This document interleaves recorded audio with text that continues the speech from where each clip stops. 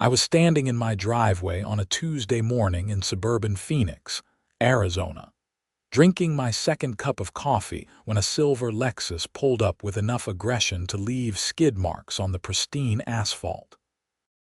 The woman who emerged looked like she had been manufactured in a HOA president factory, complete with a blonde bob haircut that defied both gravity and logic, oversized sunglasses despite the early hour, and a clipboard that she wielded like a medieval weapon. "Excuse me," she called out, her voice carrying that particular pitch that suggested years of practice demanding to speak to managers. "Are you the homeowner of 2847 Desert Bloom Lane?" I set my coffee mug down on the hood of my truck and nodded. "That would be me, Jason Irving. Can I help you?" She approached with purposeful strides, her heels clicking on my driveway. "I'm Patricia Henderson, president of the Desert Bloom Estates Homeowners Association. I've received multiple complaints about your property." I had moved into this neighborhood 6 months ago, specifically choosing a house with a large detached garage because of my hobby. Well, calling it a hobby was underselling it. I had spent 15 years as a county building inspector for Maricopa County, and I knew building codes better than most contractors. My workshop was my pride and joy, a place where I could work with wood, restore furniture, and occasionally take on custom projects for friends and family. "Complaints about what exactly?" I asked, keeping my tone neutral. Patricia flipped through papers on her clipboard with theatrical flair. "Your workshop, the structure you've built in your backyard. I have reports that you're running an illegal business operation, that the building was constructed without proper permits, and that you're generating excessive noise that disturbs the peace and tranquility of our community." I felt my jaw tighten. The workshop had been built 5 years before I purchased the house, and I had thoroughly inspected every aspect of it during my home inspection. The previous owner had pulled all the correct permits, and the structure was actually overbuilt to code standards. As for noise, I rarely used power tools past 5 in the evening and never on weekends before 9 in the morning. "I'd be happy to show you the permits and documentation," I offered. "The workshop was built legally, and I have all the paperwork from the previous owner." Patricia held up a manicured hand. "That won't be necessary. The HOA board has already made a decision. You have 30 days to remove the structure or face daily fines of $500. My blood pressure spiked. "You're ordering me to demolish a legally permitted structure." The HOA covenants clearly state that any outbuilding must be approved by the Architectural Review Committee. According to our records, no such approval was ever granted. She handed me a formal letter that looked like it had been drafted by someone who watched too many legal dramas. I scanned the letter, noting the official HOA letterhead and the signatures of 3 board members. This structure existed before the HOA was even formed. I checked the records when I bought the house. Desert Bloom Estates HOA was established in 2019, and my workshop was built in 2018. Patricia's smile was colder than the air conditioning in my house. Existing structures were required to be registered with the HOA within 90 days of our formation. That registration never occurred, which means the structure is in violation. "The previous owner should have registered it, not me. I bought the house last year." "Violations transfer with the property," she said, her tone suggesting this conversation was over. "30 days, Mr. Irving. The clock starts today." She turned and walked back to her Lexus, leaving me standing in my driveway holding a letter that was about to create a significant problem for Patricia Henderson and her board. I pulled out my phone and took a photo of the letter, then another of Patricia's license plate as she drove away. Years of documenting violations had made this second nature. What Patricia didn't know What she couldn't have known, because I had moved here specifically to semi-retire after taking a less demanding role at the county, was that I was still very much employed as a senior building inspector for Maricopa County. My business cards were in my truck, my credentials were active, and I had direct access to every permit, every code violation, and every structural regulation in the county database. I finished my coffee, grabbed my laptop from inside, and settled into my workshop. The space was exactly what I had wanted. 1,400 square feet of climate-controlled heaven, with a proper dust collection system, organized tool storage, and a small office area where I could work on my reports for the county. I opened my laptop and pulled up the county permit database. My workshop's permit history was pristine. Electrical, structural, and occupancy permits had all been filed correctly in 2018 by a contractor named Mike Chen, who I actually knew from my inspection work.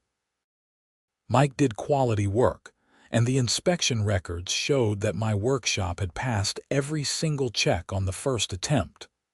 The final occupancy permit had been issued by my colleague, Robert, who had since retired to Montana. I then pulled up the HOA registration records.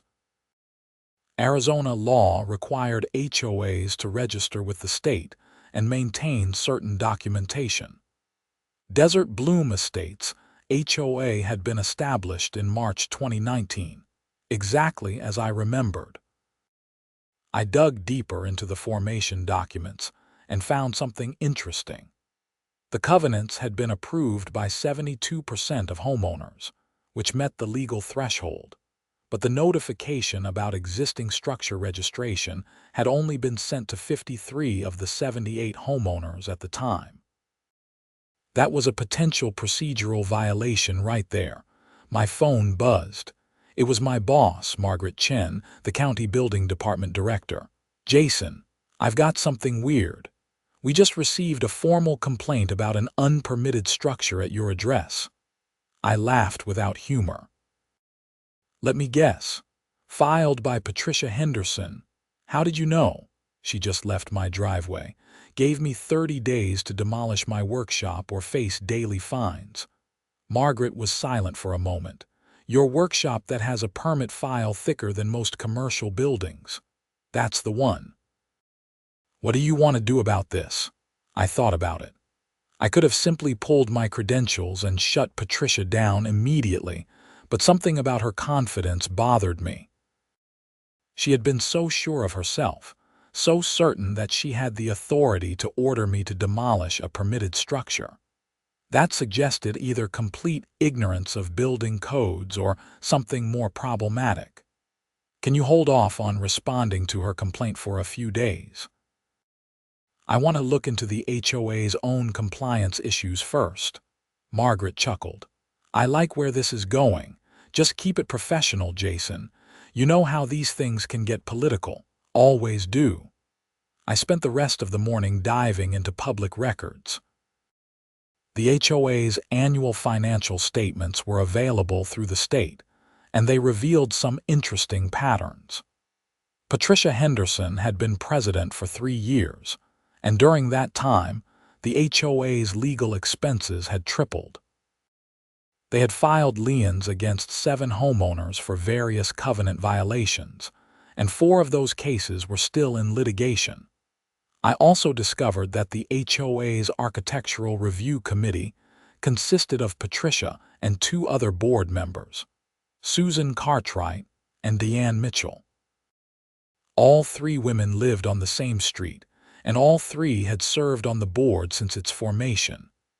That wasn't illegal, but it suggested a tight-knit power structure that might not be operating with proper checks and balances. My neighbor, Tom, wandered over around lunchtime. He was a retired firefighter who had lived in the neighborhood since before the HOA existed. "Saw Patricia at your place this morning. What did the dragon lady want? She's demanding I tear down my workshop." Tom's weathered face darkened. "That woman is a menace." She tried to find me last year because my mailbox was the wrong shade of brown. I had to show her photos proving it was the exact color specified in the covenants. Has she gone after anyone else recently? Are you kidding? She's constantly harassing someone. Old Mr. Peterson down the street got a violation notice because his grass was a quarter-inch too tall. The Martinez family got threatened with legal action because they installed a solar panel system without HOA approval, even though state law specifically protects solar installations. She backed down on that one after they threatened to sue. Did the Martinez family file their complaint with the county? I don't think so. They just wanted her to leave them alone. I made a mental note to look into that. If Patricia was systematically violating state solar access laws, that was a serious problem. Over the next week, I did something I had never done before in my career. I started investigating my own neighborhood with the same scrutiny I would apply to a major commercial development. What I found was both fascinating and deeply concerning. First, I walked the neighborhood and documented every significant structure. The HOA covenants specified that any structure over 100 square feet required Architectural Review Committee approval. I found 11 sheds, 4 workshops, 3 gazebos, and 2 pool houses that predated the HOA's formation. According to the registration records Patricia had referenced, only 3 of these structures had been properly registered.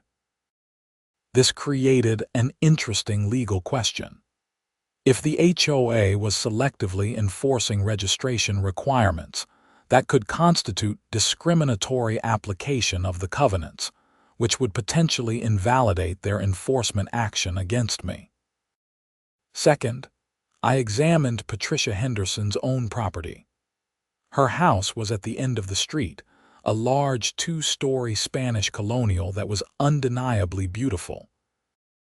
She also had a pool house that was at least 400 square feet, with full electrical service and what appeared to be plumbing connections. I pulled the permit records for her address and found something remarkable. No permit had ever been filed for that pool house. I drove to the county offices and spoke with Maria Rodriguez, one of the permit technicians who had worked there longer than anyone could remember. Maria, I need you to help me understand something. If a structure was built without a permit, what's the statute of limitations on enforcement? Maria looked at me over her reading glasses. There isn't one, technically.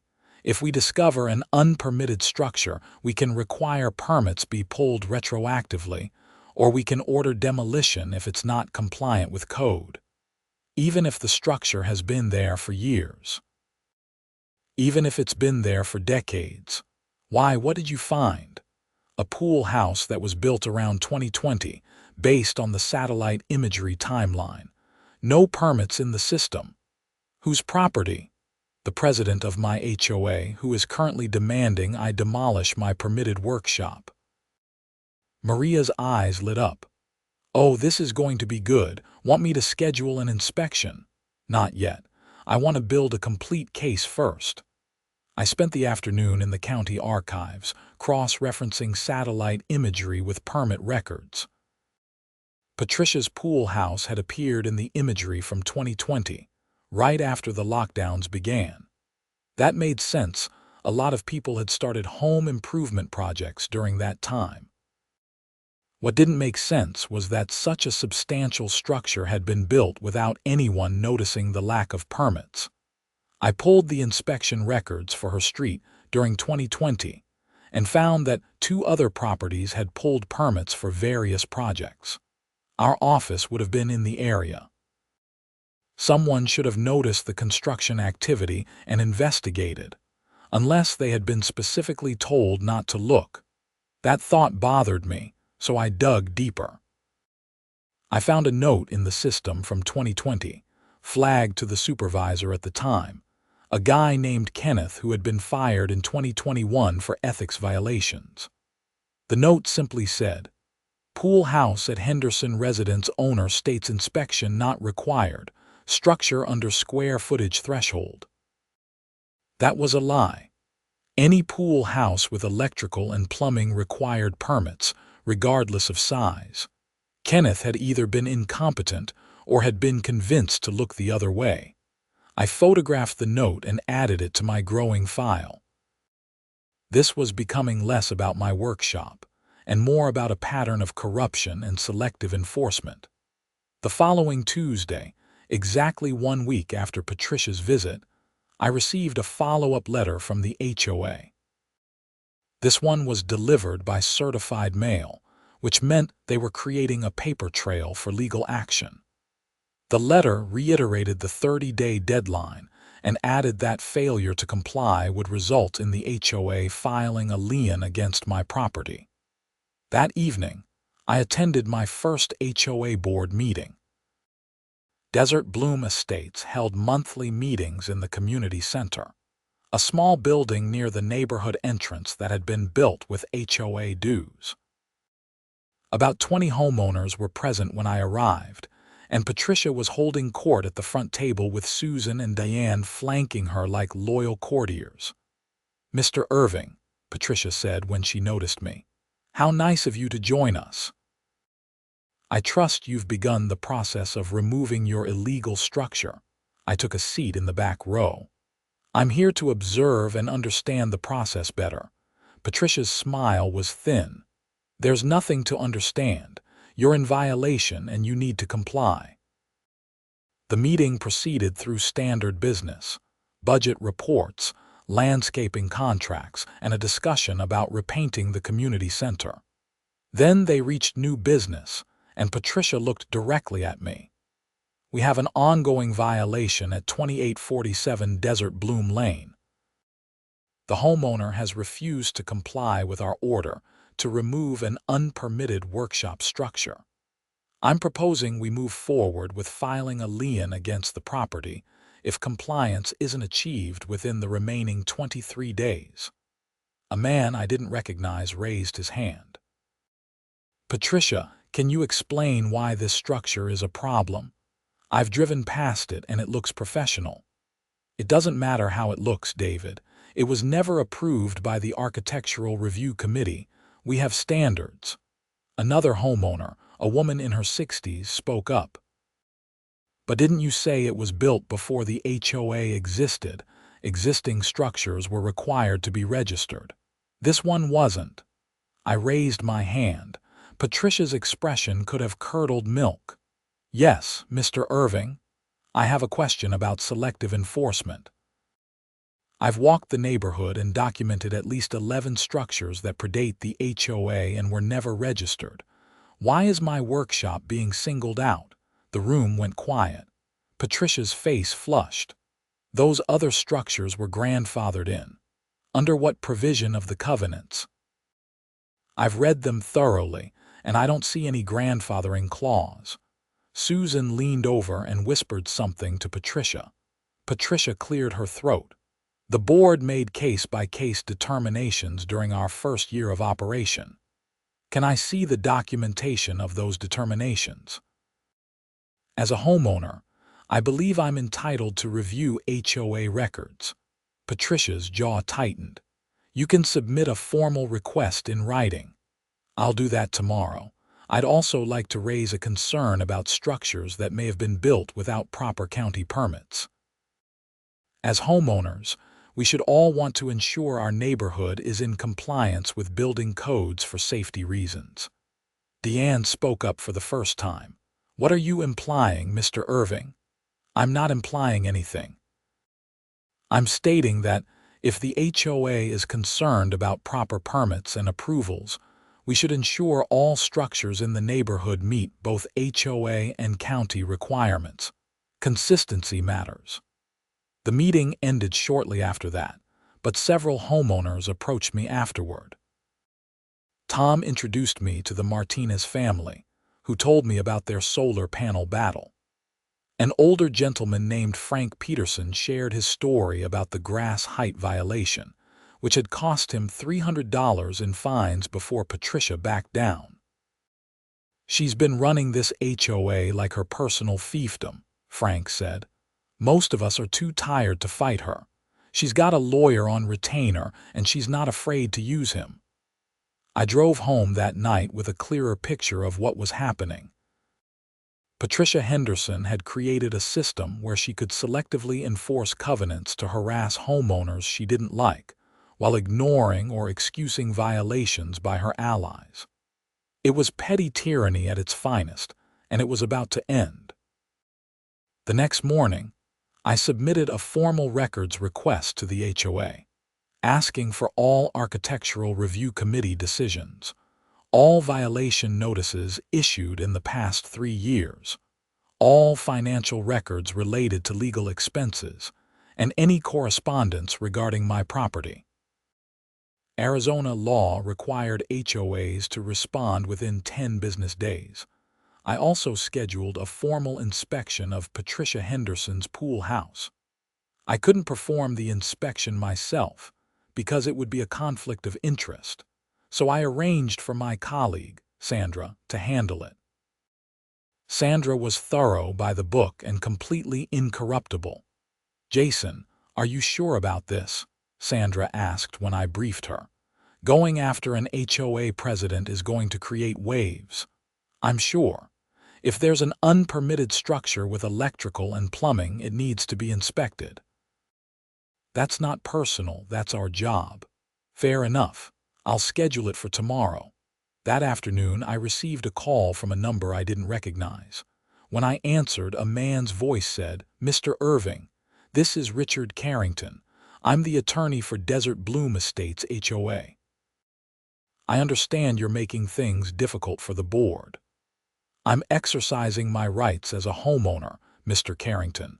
Is there something I can help you with?" "Mrs. Henderson asked me to reach out and see if we could resolve this matter amicably. The HOA is willing to extend your deadline to 60 days if you agree to begin the removal process." "I'm not removing a legally permitted structure, Mr. Carrington.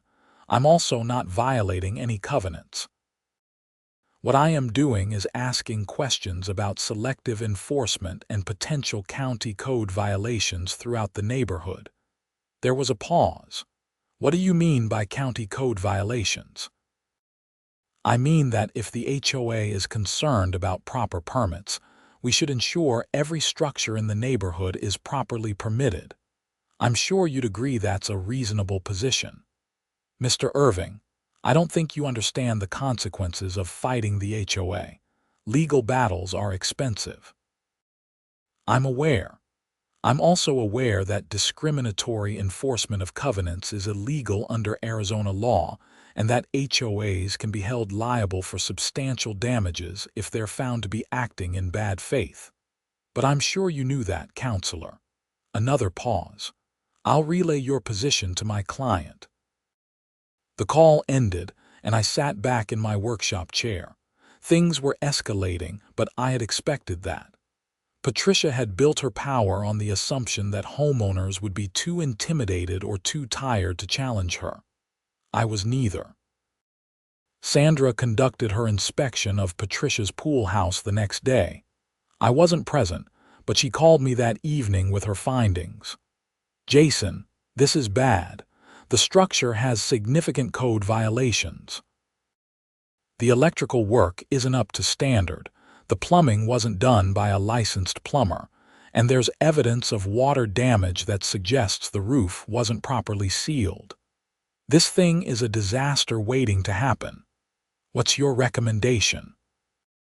"I'm issuing a notice of violation and requiring permits be pulled within 30 days. If the permits aren't pulled and proper inspections aren't done, we'll have to issue a stop-use order." "What happens if she refuses?" "Then we pursue enforcement action, which can include fines and potentially a court order requiring demolition." I thanked Sandra and updated my file.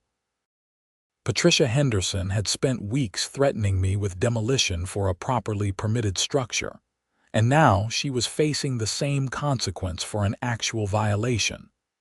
The 10 business days passed, and the HOA's response to my records request was delivered by, of course, certified mail. The package was thin, which was my first clue that something was wrong. Inside was a letter from Richard Carrington stating that the HOA would provide the requested records, but that there would be a fee of $1,200 for copying and administrative costs. I called Margaret. They want $1,200 for records access. Is that legal? Hell no. Arizona statute says HOAs can charge reasonable copying fees, but that's usually about 25 cents per page. $1,200 is absurd unless you're requesting thousands of pages. I'm requesting maybe 300 pages, tops. Send me the letter. I'll have our legal team draft a response. This is harassment. While waiting for the legal response, I continued my neighborhood documentation. I knocked on doors, introduced myself, and asked homeowners about their experiences with the HOA.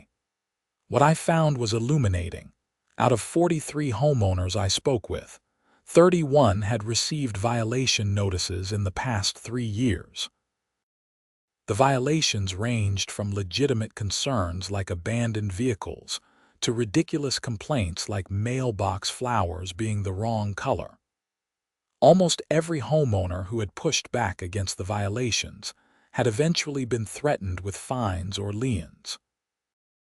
But here was the interesting part. All 11 homeowners on Patricia Street had never received a single violation notice. Not one. Their properties weren't necessarily better maintained than others, but they were apparently immune from scrutiny. I documented everything with photos, notes, and signed statements from homeowners willing to go on record. This was building into something bigger than my workshop. This was potential evidence of a systematic abuse of power. 2 weeks after Sandra's inspection of Patricia's pool house, Patricia received her official notice of violation from the county. I knew this because she showed up at my house that evening, and for the first time since our initial meeting, she wasn't composed. "You did this," she said, waving the county notice at me. "You reported my pool house because you're petty and vindictive. I was watering my front lawn and I didn't stop. I didn't report anything, Patricia. The county conducted a routine inspection." Routine. There's nothing routine about this. You're a building inspector. Don't think I don't know. I looked you up. Then you should also know that unpermitted structures are serious business. Electrical and plumbing work needs to be done by licensed professionals and inspected for safety. My pool house is perfectly safe. It's been there for 4 years. Then pulling permits and passing inspections should be straightforward. I'm sure your contractor can provide documentation of their work. Patricia's face had gone from red to purple. You're going to regret this. The HOA is going to make your life miserable. The HOA is going to follow Arizona law, or the HOA is going to face legal consequences. Your choice. She stormed off and I finished watering. Tom appeared from his garage. I heard yelling, "Everything okay?" Patricia just found out her pool house has code violations. Tom's grin was huge. "Oh man, that's beautiful. Karma's not just a concept, it's a building inspector." The HOA board held an emergency meeting 3 days later. The notice didn't specify the agenda, which was actually a violation of Arizona's open meeting law for HOAs, but I attended anyway.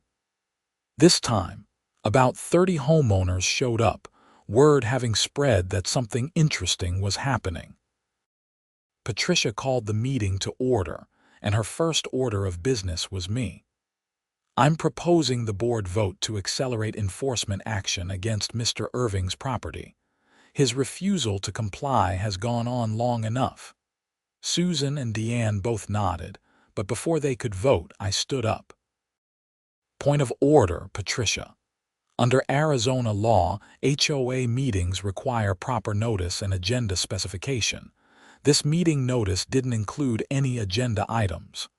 Richard Carrington, who was sitting in the corner, cleared his throat. He's right, Patricia. This meeting doesn't comply with statutory requirements. Patricia glared at her own attorney. Fine. We'll table this until the next regular meeting. While we're here, I said, I'd like to discuss the HOA's response to my records request. Charging $1,200 for a few hundred pages of documents isn't a reasonable fee, it's obstruction. Richard spoke up again. Mrs. Henderson, I advised against that fee structure. The statute is clear. Whose side are you on? Patricia snapped. I'm on the side of keeping the HOA out of legal trouble, Richard replied calmly. Mr. Irving is correct, and if he challenges the fee, we'll lose. Patricia looked like she wanted to argue, but several homeowners were now murmuring among themselves. She backed down. Fine. Mr. Irving can have his records for a reasonable fee. I'd also like to propose that the board adopt a formal policy on covenant enforcement, I continued. Specifically, a policy that ensures violations are addressed consistently across all properties, not selectively based on the board's personal preferences. That got a reaction. Several homeowners started talking at once, and Patricia struggled to maintain control of the meeting. David, the man who had asked questions at the previous meeting, raised his hand. I think that's a good idea. I've heard complaints from several neighbors about inconsistent enforcement. Having a clear policy would protect everyone. Patricia tried to shut down the discussion, but the momentum had shifted. By the end of the meeting, the board had been forced to agree to draft an enforcement policy and present it at the next regular meeting. It wasn't everything I wanted, but it was progress. After the meeting, Richard Carrington approached me. Mr. Irving, can we talk privately? We stepped outside, and Richard got straight to the point. I've been the HOA's attorney for 2 years, and I'm increasingly uncomfortable with how Mrs. Henderson operates. She doesn't listen to legal advice. She's made several decisions that expose the HOA to liability, and frankly, I think she views the HOA as her personal enforcement arm against people she doesn't like. Why are you telling me this? Because I think you're building a case against the HOA, and I want you to know that not everything she's done has been with legal blessing. I've advised against at least half of the enforcement actions she's pursued, including yours. That's good to know. Can you document that advice? Richard hesitated.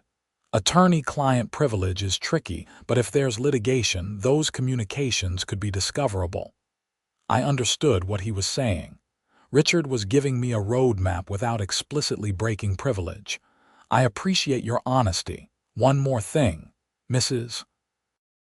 Henderson's pool house. I told her years ago to pull permits. She refused, said it was a waste of time and money. That's on record in my files. We shook hands, and I drove home feeling like the pieces were falling into place. The HOA provided my records request the following week, charging me $75 for copies. The documents were revealing. The Architectural Review Committee had denied 9 applications in the past 3 years, all for homeowners who lived on streets other than Patricia's. They had approved 14 applications, 11 of which were for homeowners on Patricia Street. The violation notices showed the same pattern. Patricia Street had received exactly 0 violations, while every other street had received multiple notices. The Martinez family's solar panel issue had generated 6 separate violation notices before they threatened legal action. Most damningly, the minutes from board meetings showed that Patricia had frequently made enforcement decisions without consulting the full board. That was a violation of the HOA's own bylaws, which required board votes on all significant actions. I compiled everything into a comprehensive report, documenting the pattern of selective enforcement, the procedural violations, and the evidence of discriminatory application of covenants. Then I sent copies to every homeowner in the neighborhood. The reaction was immediate and explosive. My phone rang constantly for 2 days. Homeowners wanted to share their stories, ask questions about their rights, and discuss potential legal action. A group of 23 homeowners organized a petition demanding Patricia's resignation and a complete overhaul of the HOA's enforcement procedures. Patricia, predictably, tried to fight back. She sent a mass email claiming I was spreading misinformation and threatening to sue me for defamation. That email was a mistake because Arizona has strong anti-SLAPP laws protecting speech on matters of public concern. If she actually sued me, she'd lose and potentially be liable for my attorney fees. Meanwhile, Patricia's pool house problem was getting worse. She had ignored the county's notice of violation, and the 30-day deadline had passed. Sandra issued a stop-use order, which meant Patricia legally couldn't use the pool house until it was brought into compliance. She also escalated the matter to Margaret, recommending enforcement action. Margaret called me to discuss it. "Jason, this is turning into a bigger deal than I expected. The county attorney's office is now involved because Mrs. Henderson has been combative with our inspectors. She refused to let Sandra back on her property for a follow-up inspection. That's obstruction." That's what the county attorney said. They're drafting a court order requiring access and compliance. If she continues to refuse, there could be contempt charges. This was spinning out of Patricia's control, and she knew it. The HOA's attorney resigned, citing irreconcilable differences with the board's direction. Several homeowners filed formal complaints with the state HOA Oversight Board, alleging governance violations, and Patricia's own neighbors were starting to distance themselves from her. The next HOA meeting was packed. Every seat was filled, and people were standing along the walls. I arrived early and sat in the front row. Patricia looked tired and defensive when she called the meeting to order. "Before we begin regular business," she said, "I want to address the recent attacks on this board and on me personally. There have been false accusations, invasions of privacy, and a coordinated effort to undermine the HOA's authority." Frank Peterson stood up. "Patricia, with all due respect, the only thing being undermined is your credibility. We've all seen the records. The enforcement has been selective and unfair." "I've enforced the covenants consistently," Patricia insisted. "Then why has your street never received a single violation notice?" Someone called out. Patricia's face flushed. "Because the homeowners on my street maintain their properties properly." "Or because you protect your friends and harass everyone else," David said. The meeting devolved into arguments and accusations. Susan and Deanne tried to defend Patricia, but they were outnumbered. Eventually, someone made a motion to hold a special election to recall the entire board. The motion passed with 37 votes in favor and only 3 against. Patricia was furious. "This recall is illegal. You can't just vote us out because you don't like how we enforce the rules." I stood up. "Actually, Arizona law specifically allows HOA members to recall board members with a majority vote. The recall process is outlined in your own bylaws, which require a special election within 45 days. "Who do you think you are?" Patricia demanded. "I'm a homeowner exercising my rights. I'm also the senior building inspector who has documented multiple code violations in this neighborhood, including your unpermitted pool house. And I'm someone who believes HOAs should serve their communities, not act as personal kingdoms for power-hungry board members." The room erupted in applause. Patricia looked around at the faces of her neighbors, and for the first time, I saw her understand that she had lost. The special election was held 5 weeks later. Patricia, Susan, and Diane were all removed from the board and replaced by homeowners who had campaigned on transparency and fair enforcement. Frank Peterson became the new president, and one of his first acts was to rescind the violation notice against my workshop. The new board also conducted a comprehensive review of all previous enforcement actions and found that 8 homeowners had been unfairly fined or threatened. The HOA issued refunds and formal apologies. Patricia's legal troubles continued to mount. The county attorney obtained a court order requiring her to allow inspection access and to bring her pool house into compliance within 60 days or face daily fines of $500, the same amount she had threatened me with. She eventually hired contractors to do the work, but the cost was over $40,000 because the original construction had been so substandard that major portions had to be demolished and rebuilt. During the permitting process, it came out that Patricia had paid a contractor in cash to build the pool house specifically to avoid permits and inspections.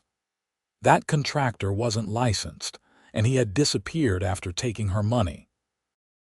The county referred the matter to the contractors board for investigation, though there wasn't much they could do about an unlicensed operator.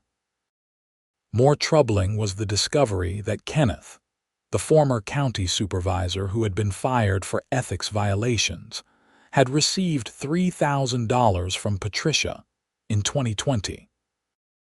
Bank records showed the payment was labeled as consulting fees, but the timing coincided exactly with when Kenneth had made the note in the system about her pool house not needing permits.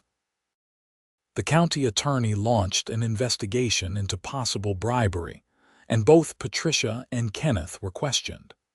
I wasn't directly involved in that investigation, but I provided testimony about what I had found in the county records. The investigation took 4 months, and ultimately, the prosecutor decided there was enough evidence to file charges. Patricia Henderson was charged with 2 misdemeanors, attempting to bribe a public official and making false statements to a government agency. Kenneth faced more serious charges, including bribery and misconduct in office. The trial took place the following spring. I testified about the county records and the timeline of events. Other inspectors testified about Patricia's obstruction and refusal to cooperate with lawful inspections. The bank records and Kenneth's testimony, part of a plea agreement that reduced his charges, painted a clear picture of what had happened. Patricia was convicted on both counts. The judge sentenced her to 1 year of probation, 200 hours of community service, and a $5,000 fine. She was also ordered to pay restitution to the county for the cost of the investigation and enforcement actions. But the criminal case was only part of Patricia's problems. 3 homeowners, including the Martinez family, filed a civil lawsuit against her personally and against the HOA for discriminatory enforcement and violations of Arizona's HOA statutes. I provided expert testimony in that case as well, explaining how building codes should be applied and documenting the pattern of selective enforcement. The civil trial lasted 2 weeks, and the verdict was decisive. The jury found Patricia had acted with discriminatory intent and awarded damages totaling $85,000 to the 3 homeowner families. The HOA's insurance covered some of the costs, but Patricia was personally liable for a substantial portion because the jury found she had acted outside the scope of her authority and in bad faith. Susan and Diane were also named in the lawsuit, but settled before trial for undisclosed amounts. Throughout all of this, I continued working as a building inspector and enjoying my workshop. The new HOA board established a fair and transparent enforcement process that applied equally to all homeowners. They also created an architectural review committee with clear standards and timelines for approvals. My workshop became something of a neighborhood gathering place. I taught woodworking classes to teenagers on summer evenings, and I helped several neighbors with DIY projects. Frank Peterson commissioned me to build him a custom bookshelf, and I donated the proceeds to the Neighborhood Community Center Fund. About a year after everything had settled down, I was in my workshop on a Saturday morning when I heard a knock on the door. I opened it to find Patricia Henderson standing there. She looked different, older, more tired, and lacking the aggressive confidence that had defined her when we first met.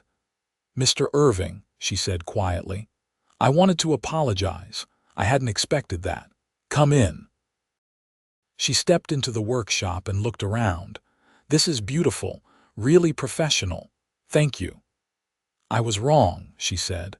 "About everything. About your workshop, about how I ran the HOA, about thinking I could intimidate people into doing what I wanted.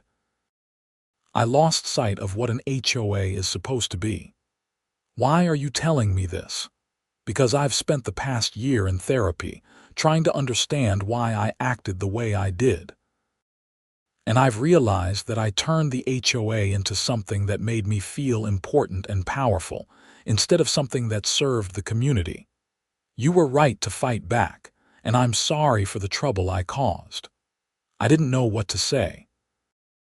Patricia had made my life difficult for months, but standing here now, she just looked like someone who had made serious mistakes and was trying to make amends. "I appreciate you saying that," I told her. "For what it's worth, I didn't set out to destroy your life. I just wanted to protect my property and ensure the rules were applied fairly." "I know, and you were right to do it. I'm selling my house and moving out of state, fresh start and all that, but I wanted to apologize before I left." We talked for a few more minutes and then she left. I never saw her again. The Desert Bloom Estates HOA continued to function smoothly under the new leadership. Property values actually increased because people valued the fair and reasonable governance.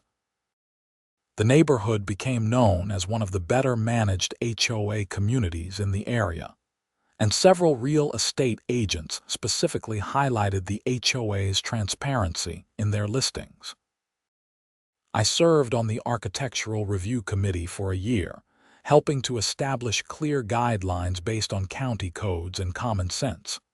We approved dozens of projects, from sheds to home additions, and denied very few.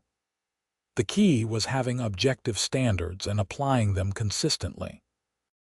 Tom retired from his part-time security job and spent more time in my workshop. We built a gazebo for his backyard together, properly permitted and approved by the HOA. Frank's custom bookshelf led to more commissions, and I found myself doing more woodworking than I had expected. It never became a full business, but it was a satisfying way to spend my evenings and weekends. The county used Patricia's case as a training example for new inspectors. Margaret had me present at a staff meeting about the importance of thorough documentation and the dangers of selective enforcement. The case also led to policy changes about how the county handled HOA complaints, ensuring that there was more scrutiny when HOA demands contradicted permit records. Sandra got promoted to senior inspector, and she occasionally stopped by my workshop to check out my latest projects. She never let me forget that my situation had led to one of the most entertaining investigations of her career. Looking back, I realized that the entire situation had taught me something important about authority and accountability. Patricia Henderson had assumed that her position as HOA president gave her unchecked power to enforce rules as she saw fit. She had forgotten, or perhaps never understood, that authority comes with responsibility, and that power without accountability inevitably leads to abuse. The homeowners of Desert Bloom Estates had learned that lesson too. They became more engaged with HOA governance, attending meetings regularly and asking questions about decisions. The recall election had reminded everyone that board members serve at the pleasure of the community, not the other way around. As for me, I continued working as a building inspector, protecting public safety through code enforcement. But I also gained a deeper appreciation for the importance of standing up against petty tyranny, even when it would be easier to back down. My workshop remained my sanctuary, a place where I could create things and help others learn a useful skill. The irony of the situation never escaped me. Patricia had reported my workshop as illegal, thinking she could bully me into compliance. She had no idea that I was the county building inspector, the one person in the neighborhood who knew building codes better than anyone else. Her assumption that authority came from a title rather than knowledge and integrity had been her downfall. I kept the original violation letter from Patricia framed in my workshop as a reminder. Not as a trophy, but as a symbol of why expertise matters, why documentation is crucial, and why standing up for what's right is always worth the effort, even when it's difficult. The Desert Bloom Estates neighborhood thrived in the years that followed. Children played in the streets, neighbors gathered for block parties, and the HOA operated as it should have from the beginning, as a tool to maintain and improve the community, not as a weapon to enforce the personal preferences of a small group of power-hungry board members. My workshop stood proudly in my backyard, fully permitted, properly built, and a testament to the principle that might doesn't make right. Knowledge, documentation, and the courage to stand up to bullies, those were the things that mattered. And somewhere in another state, I hoped Patricia Henderson had found peace and learned from her mistakes. Justice had been served, lessons had been learned, and life in Desert Bloom Estates had never been better. The sun set over Phoenix that evening, casting long shadows across my workshop. I was putting the finishing touches on a rocking chair for Frank's new grandchild, the smell of wood stain filling the air. Tom knocked on the door with 2 cold beers, and we sat on my back patio, looking out at the neighborhood that had become a genuine community. "You know," Tom said, "when you first moved in, I never would have guessed you'd be the one to take down the Dragon Lady." I laughed. "I didn't plan on it. I just wanted to build things in peace." "Well, you did that and more. This neighborhood is better because you stood up to her." We clinked bottles and watched the stars come out. Life was good, the workshop was humming along, and the HOA was finally doing what it was supposed to do.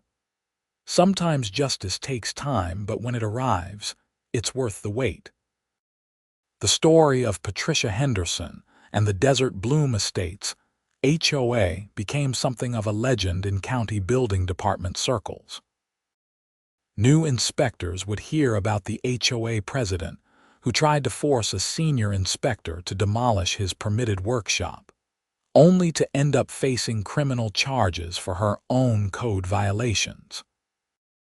It served as a reminder that no one is above the law, and that building codes exist for everyone's safety, regardless of who they are or what position they hold. For me, the experience reinforced why I had chosen a career in building inspection.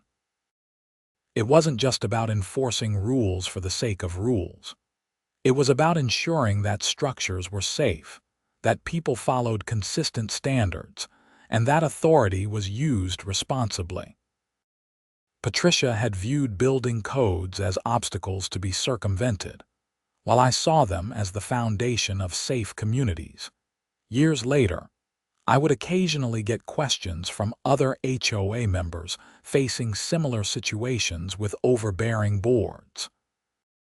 I always gave them the same advice: document everything, know your rights, and don't be afraid to stand up to bullies. HOAs can be valuable organizations when they are run properly, but they can also become instruments of oppression when the wrong people gain control. The Desert Bloom Estates community continued to evolve. The new board implemented regular audits of enforcement actions to ensure consistency. They created a dispute resolution process that allowed homeowners to appeal violations before facing fines. And they established term limits for board positions to prevent any one person from accumulating too much power. These reforms made the HOA stronger and more respected. Real estate agents began marketing homes in Desert Bloom Estates as being in a well-managed community with fair governance. Property values reflected this positive reputation, and the neighborhood became a desirable place to live not despite the HOA, but in part because of how it was run. I eventually semi-retired from the county, taking on a consulting role that allowed me to work from home more often. My workshop became the center of my professional and personal life, a place where I could review plans, write reports, and build furniture with equal satisfaction.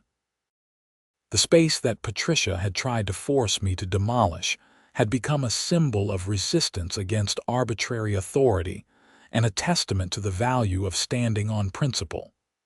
The last I heard about Patricia, she had moved to Nevada and was working in retail management. I bore her no ill will. She had paid the price for her actions through criminal conviction, civil liability, and social ostracism. I hoped she had genuinely learned from the experience and was living a better life. As for Kenneth, the corrupt county supervisor, he served 6 months in minimum security and was permanently barred from holding any government position. His cooperation in Patricia's prosecution had earned him some leniency, but his career in public service was over.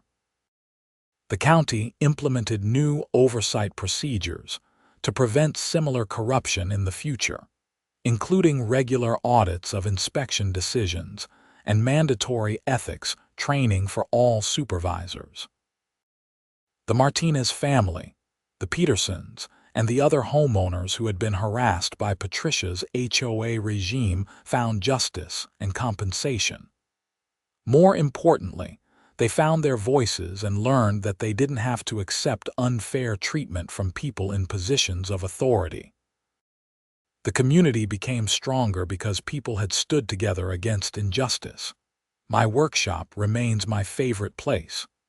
The tools hang neatly on the walls, the sawdust smells like possibility, and every project reminds me why I love working with wood. But more than that, the workshop represents the principle that expertise matters, that standing up for what's right is worth the effort, and that bullies can be defeated when good people refuse to back down. The Desert Bloom Estates HOA story had a happy ending because people were willing to fight for fairness.